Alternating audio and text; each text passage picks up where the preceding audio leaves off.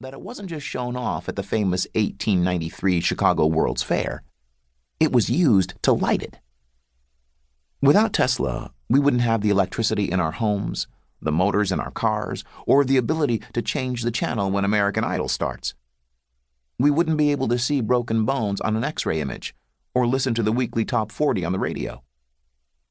Tesla is the poster boy for Arthur C. Clarke's famous quote, "Any sufficiently advanced technology is indistinguishable from magic." But rather than spending all of our time with this amazing Serbian-born inventor, let's start at the beginning with Chapter 1 and the Industrial Revolution. Part 1. Origins. Chapter 1. The Industrial Revolution. If you've ever eaten food you didn't grow, put on clothes you didn't make, driven a car, used electricity, watched TV, used a phone or computer, slept on a bed, used a toilet, consumed water from a tap, or been inside a building, then congratulations, you've lived with the consequences of the Industrial Revolution. This event was the single biggest change for mankind in history. Before the Industrial Revolution, people lived on the land that provided them with food and the means for clothing and shelter. Average life expectancy was around 40 years, including infant mortality, and any form of structured education was extremely rare.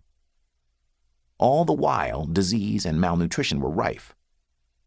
Until the Revolution, humans never used tools or objects that weren't produced within their immediate community or traded. The fastest any human could travel was the speed of a horse. Over 80% of the population lived on farms. With no mass production or the ability to transport large quantities of goods a long distance, people had to be close to their source of food. It was the only means of living. Today, the number of people on farms in the United States is down to less than 1%. So where did the dawn of our modern era take place? The steam engine that powered a revolution. It all began in England around 1712. At the time, a primitive tin and coal mining industry existed, but there was a major problem. The mines would get flooded whenever it rained, and in England, rain was a pretty common occurrence. Every time a mine flooded, production stopped. This meant that production was subject to weather conditions. To deal with the flooding, scores of men carrying endless buckets of water would be commissioned to bail out the mines. As you can imagine, this was very inefficient and costly. There had to be a better solution. Enter Thomas Newcomen from Dartmouth, Devon.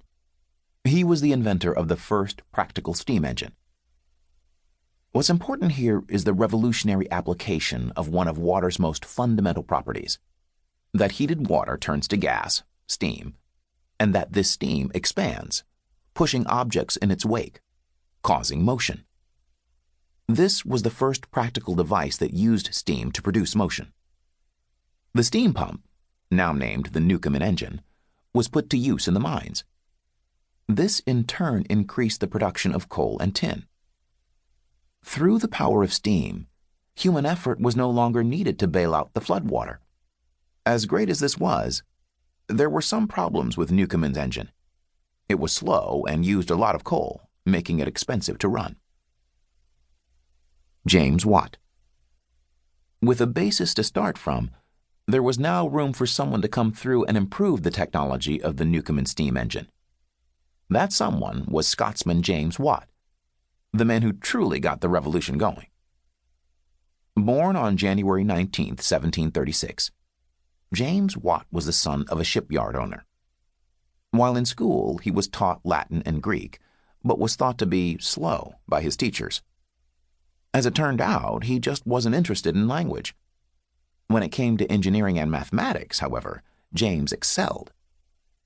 At age 19, he went to Glasgow to study the trade of making precisely calibrated instruments, such as scales and parts for telescopes. Watt eventually made instruments for the University of Glasgow. During his time at the university, Watt was given a model of a Newcomen engine.